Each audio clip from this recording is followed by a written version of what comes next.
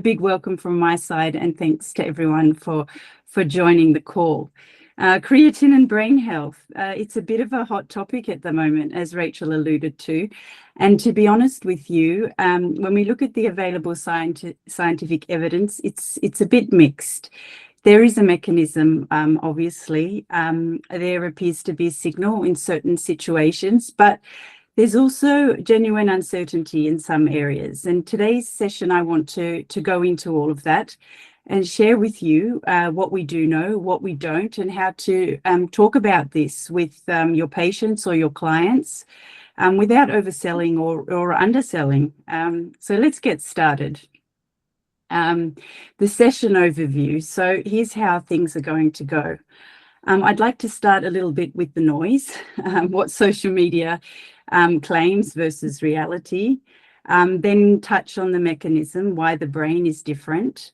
We'll dive a little bit into the evidence landscape, which unfortunately, due to only having 20 minutes, I can't go extremely deep, but I will certainly try and give you a flavor of what's there.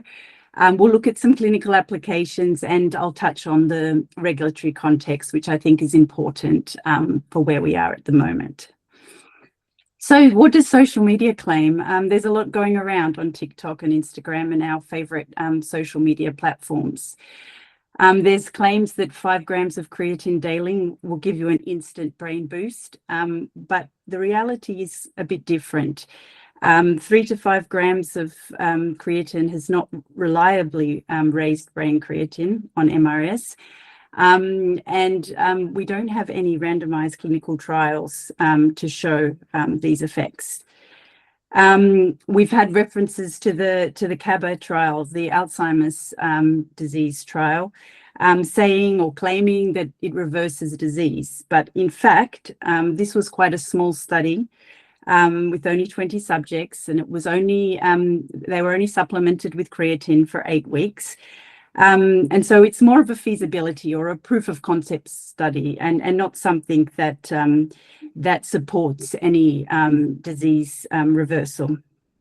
And then maybe one of my other favorite ones is this stack, the ultimate brain stack, creatine plus lion's mane and omega-3 or what have you. And here again, we don't have any randomized controlled trials to back up this evidence. They may be good, there may be something behind it, but without that, we don't have the proof, I guess. So it's basically extrapolation from bits of scientific evidence that have been made a bit larger than what we can claim at the moment. So a good framework for clinical conversations, if a patient comes and asks, what does creatine do for me? Does it help my brain? Which is probably more what's going to be asked as opposed to physical performance, which we know is well characterized. So that's an easy question. For brain, it depends on which brain, to which state, and at what dose. The evidence here is emerging, and the moderate effect sizes are moderate. So the greatest signal still remains in metabolic stress and depleted populations, and the dose-brain relationship, as I touched on before, is less well established. So we have stronger evidence, obviously, for physical performance, and the biology is related here, obviously, between the two, but it's definitely not equivalent, and that needs to be kept fore and foremost. I want to touch a little bit on the biochemical foundations, because that obviously helps us understand how creatine works in the brain. We all know, everyone on the call, I assume, knows what creatine is, and these facts have been flying around a lot, so I'm not going to go into too much detail there. I think it's important to realize that we have a large amount stored in skeletal muscle, and obviously much less, approximately 5% distributed in the brain, heart, and other high energy demand tissues. The phosphocreatine energy system, this is I think we can liken it to an emergency sprint battery. Think of it as your brain's emergency fuel. When neurons need instant energy during high demand activities or cognitive tasks, creatine kinase converts the ADP back to ATP by using phosphocreatine as the phosphate donor. And this keeps regenerating fresh energy and much faster than oxidative phosphorylation. The transporter is a very important mechanism here. It's the primary way that the creatine uptake is in the brain. And it operates at near saturation under normal physiological conditions. And this helps us to explain a bit why the standard dose of 3 to 5 grams per day does fail to reliably raise brain creatine, because basically we can't get more in via these transporters.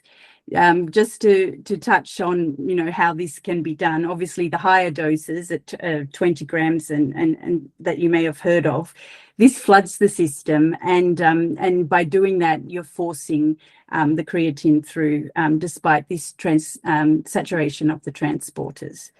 There is limited brain synthesis.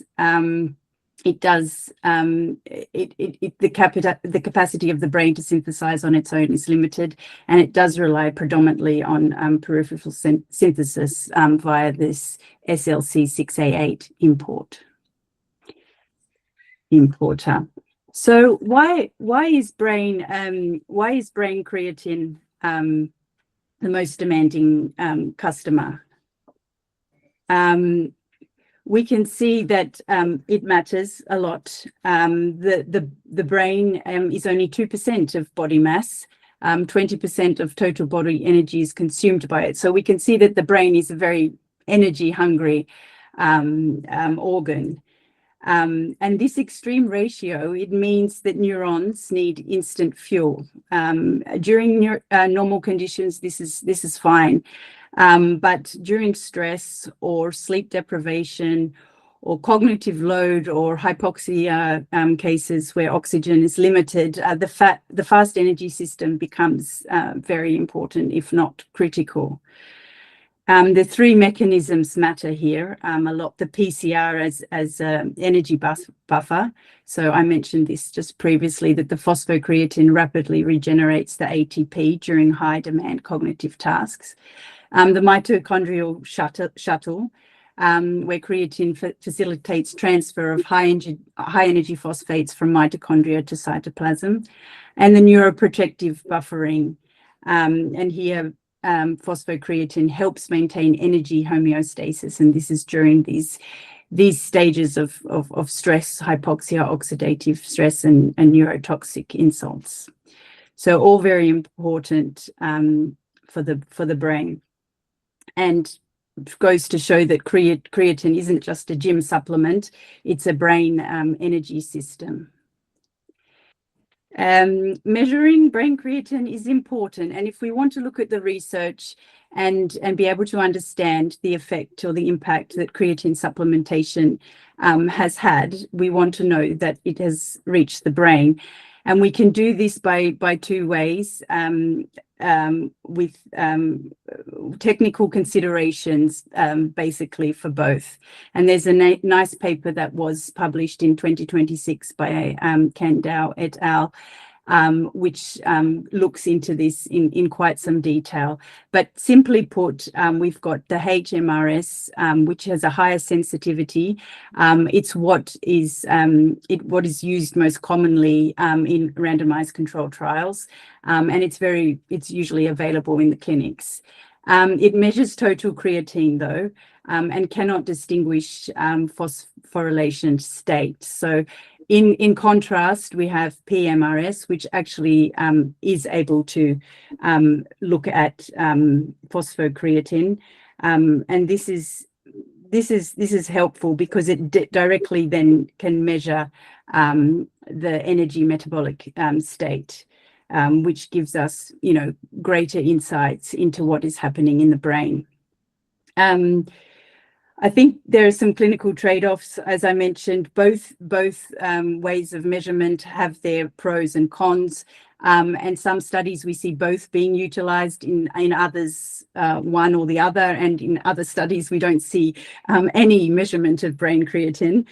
Yeah, the HMRS basically tracks the creatine changes post-supplement, whereas the PMRS gives us a better metabolic specificity.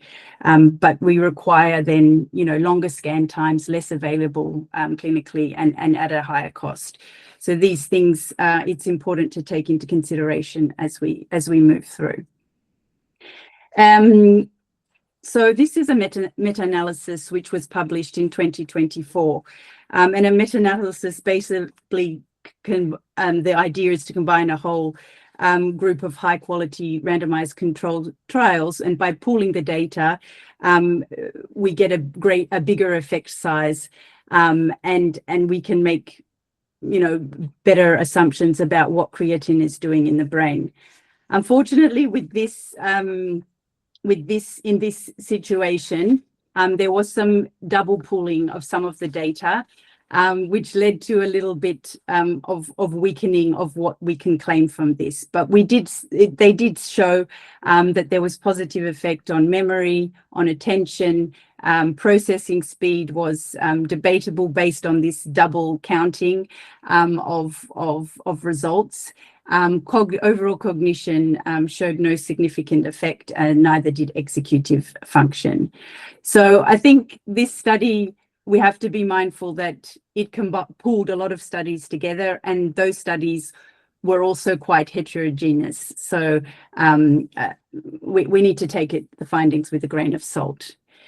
So dose really does matter, and I think I've touched on this, and I think dose has been talked a lot about also in social media and on other platforms. And dose for the brain, it really looks like that a higher dose shows more consistent brain uptake, and the 3 to 5 gram per day, which is adequate for muscle, may be suboptimal for the central nervous system. And I think this is backed up by it is backed up by some of the studies coming through. The trade-off we have here is obviously the gut or the gastrointestinal intolerance issues that are seen at higher doses, as well as maybe cost and compliance as well. And that also makes things difficult when conducting trials, and when we think about compliance. Novel delivery strategies of creatine are coming more in the spotlight. There are a number of different forms that are being looked at, but at the moment it's all preclinical, and we don't have any data on this in humans available yet. So what does the evidence show us? I think probably a lot of us have heard about sleep deprivation. And I think there's quite a nice study which gives moderate evidence of the impact on this. And at a single dose of creatine actually preserved cognitive performance and brain phosphocreatine following 21 hours of sleep deprivation. And that effect was seen via PMRS in the brain. And it's one of the first studies of this type, and I'm sure there will be more. Mental fatigue, also emergent evidence to suggest that creatine supplementation helps when we look at complex attention and visiomotor performance in fatigued subjects. And also hypoxia is a very interesting case. There are studies now which show that creatine supplementation maintained corticomotor excitability when compared to placebo, and also cognitive function when deprived of oxygen. So really interesting areas that are starting to show some positive signals. So yeah, I don't think I need to go there. Alzheimer's disease This is another study that's been rather in the spotlight. And I think it's a very promising study. As prior evidence was always restricted to animal models, now we have evidence in humans. And it did actually show 11% increase in brain total creatine. So we know that it was having an effect on these subjects. We also saw increases in fluid cognition and working memories, improvements, and it showed a safe and well tolerated, as we would expect, knowing creatine safety profile. I think we really need to be mindful of the caveats, though, here. It was a single-arm design. There was no placebo control group, and it was in a relatively small number of subjects, which does underpower it for definitive cognitive outcomes. It was only 8 weeks, which means we cannot assess any kind of disease modification in such a short period. And cognitive improvements, and we always should be mindful of this when cognitive testing is in a study. The improvements may be actually practice effects and not actually improvements in cognition. Another thing to take into consideration is that creatine supplementation has largely failed in other neurodegenerative trials. So we just should temper a bit our enthusiasm. Nevertheless, I think there is a signal there, and I'm looking forward to seeing further trials of this nature.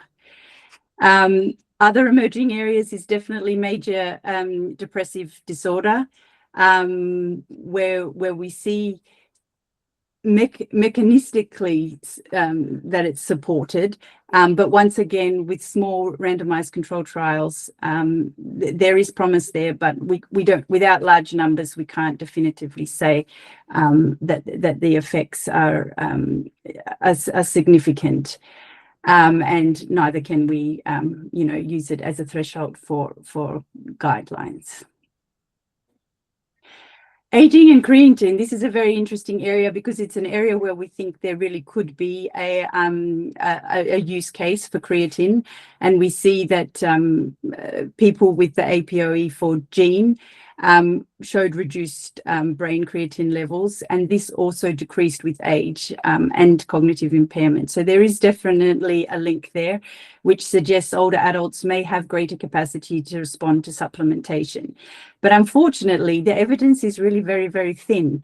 And the outcome of a systematic review was that only 6 studies in this population was identified, and of that, only 2 were randomized controlled trials.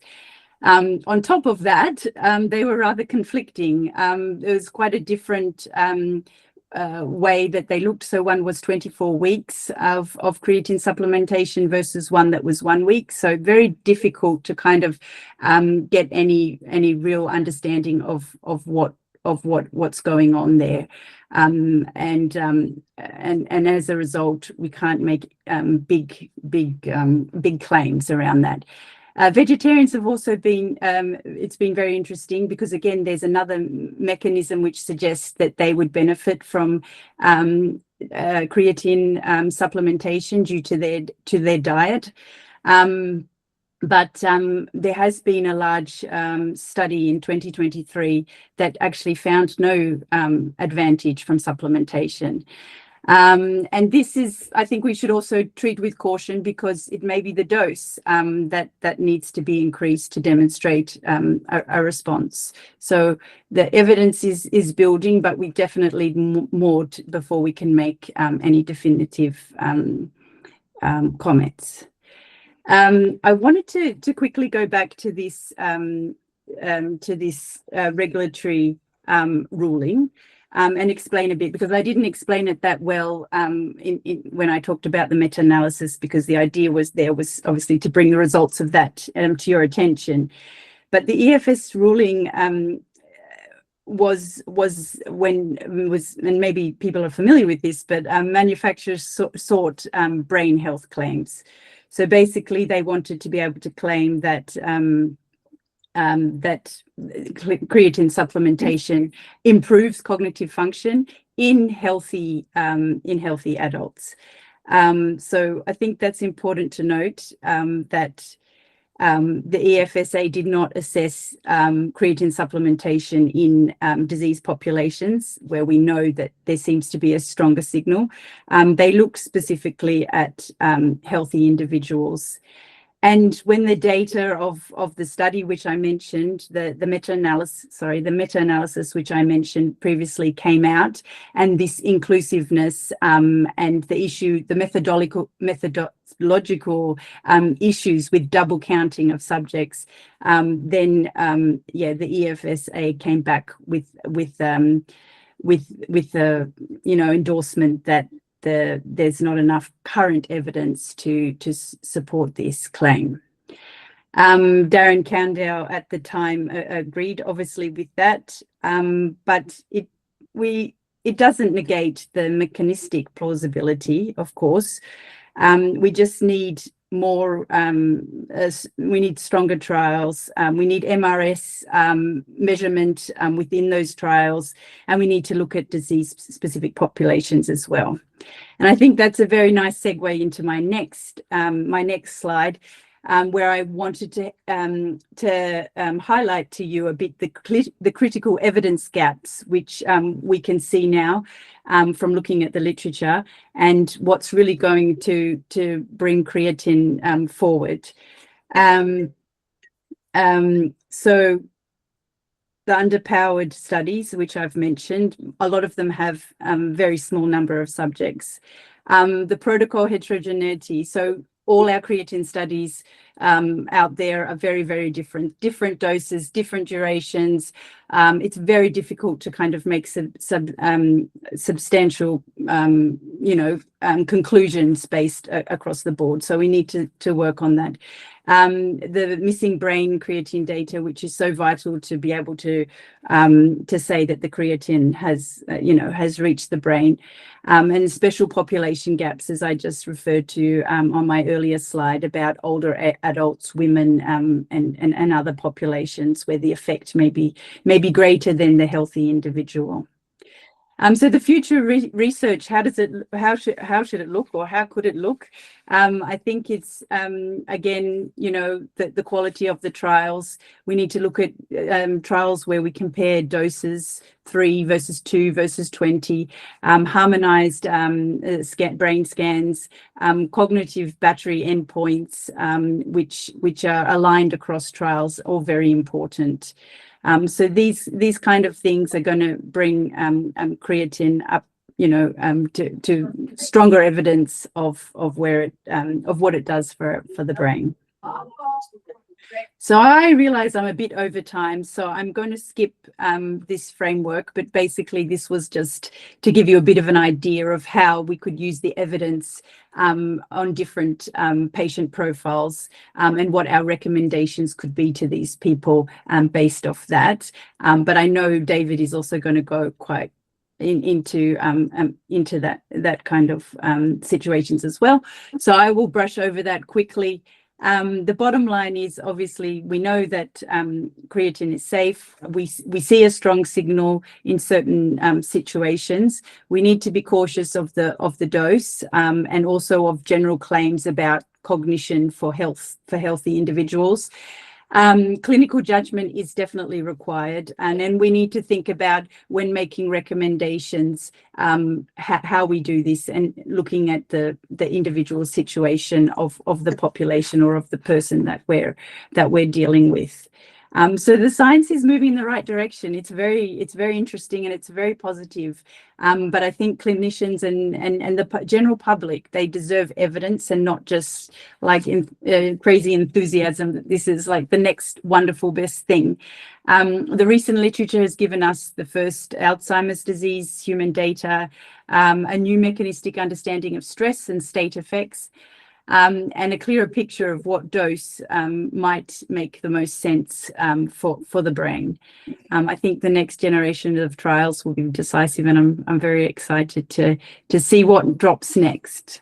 So thank you so much. I have my references here for anyone who's interested in further reading. And yeah, it's been a pleasure to be able to share some of the insights of the latest research with you all today.